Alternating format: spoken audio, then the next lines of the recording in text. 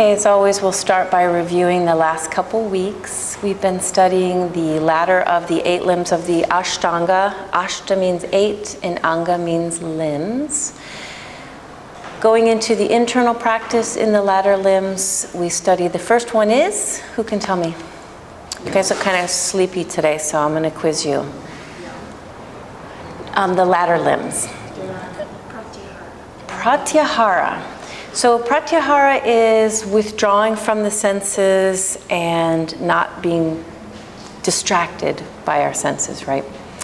And we are talking about the more we can do that on our mats, the more we can be present in our lives. So the moving from the first 4 limbs into the latter 4 limbs, we say really is moving into a higher consciousness. And I see it on your mats. Of course, a higher consciousness on your mats mean you're more focused and more present for your practice. But when we do that every day, the idea is we move into a higher consciousness in the way we're living our lives as well. So then last week was the next limb, which would be the 6th limb, which is, yes, Dharana. D-H-R translates in English to hold. To hold. So sometimes people translate it and they say it means to focus or concentrate, which it does.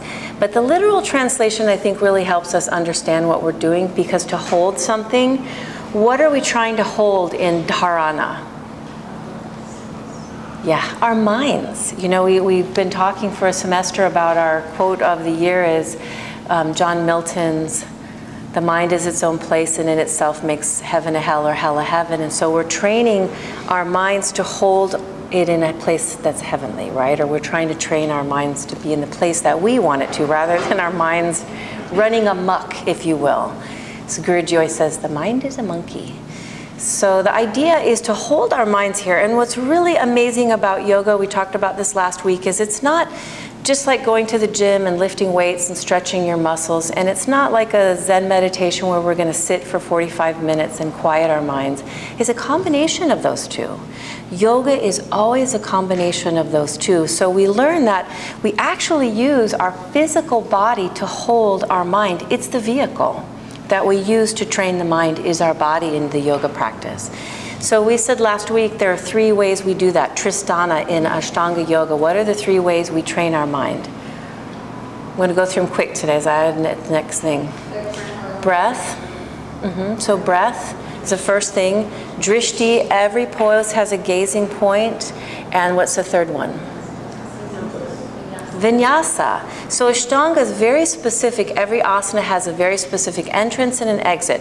And what you'll find is the more you focus on deepening and strengthening and training your breath and training your eyes to focus on a single point and training yourself to articulate each vinyasa, you're more present. You have a more powerful practice. Not only does the body get strong, but the mind gets strong. Not only does the body stay sukha and open, but the mind stays soft and open as well.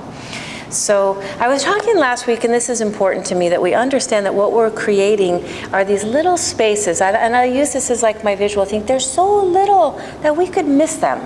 You know, so I'm in triangle pose and I'm in my inhale, sapta position, and right before I exhale into the next movement, there's this little space in between. And what would we call that space in between, where we're just stop, and I'm not thinking about pancakes, I'm not thinking about something I said yesterday, I'm just right here in this moment. Before I go into the next pose is the next limb, which is Dhyana. It's meditation. So that's what we're moving toward. We're moving towards a higher consciousness. We're moving towards being more present. We're moving towards being available and fully present in these little moments. So I said we're creating these like spaces in between.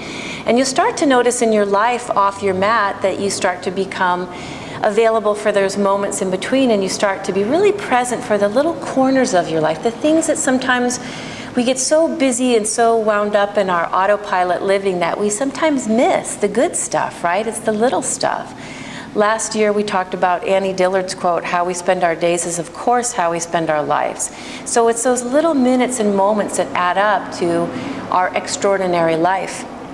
So this is the teaching I do annually, so you guys will remember this teaching. So I have my very pretty little wallet where I put things that are very precious to me, my treasure that I put in my bank account or my wallet, the energy of money. But I always have this little guy in here, which is very torn up now, so I know it's time for us to redo this, right? Do you guys all have yours in your wallet still?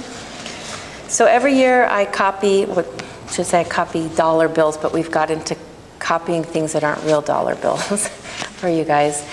And on the back side of it, we write the small little things in our life that are so precious to us and so beautiful that we know that these are our true treasures in life. No matter how much money we have in our bank account, it's really these things that make my life beautiful and rich. We put them on the back of a dollar bill to remind us this is our treasure, and put them in our wallets so when we're opening them up to pay for things, we remember how rich we are, how blessed we are, constantly being reminded of that. So I have new dollar bills that Mary made for us this year, which are very cute because they have Sean Anker's little smiley face on the front from our studies of the happiness advantage. And of course, these really are the things that make us happy. So I'm going to finish conference by reading you the little things that were on my list this year. Some of these things will be on my list that I'm creating for myself this year, but there'll be some new things too. So here we go. Mockingbird song at night, moon setting over the ocean, the smell of coffee. Sound of raindrops on the roof, a fire in the fireplace, the sound of breath in practice. I love that. A kiss, red wine, long baths, an inspirational book. Driving down Golden Lantern and seeing the ocean. I hope I never get tired of that.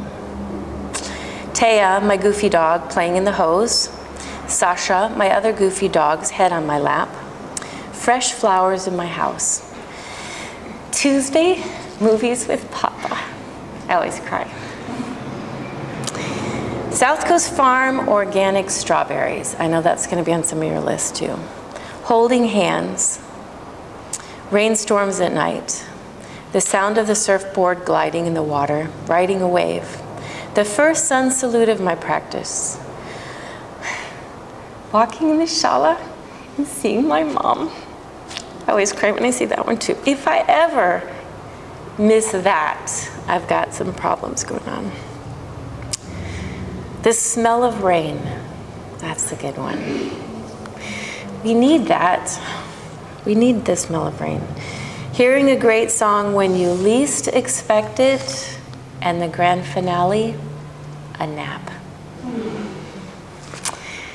So before we start practice, just taking a moment for each of you just to let something pop into your mind that was while I was reading my list, you were already thinking of things that make your life so rich.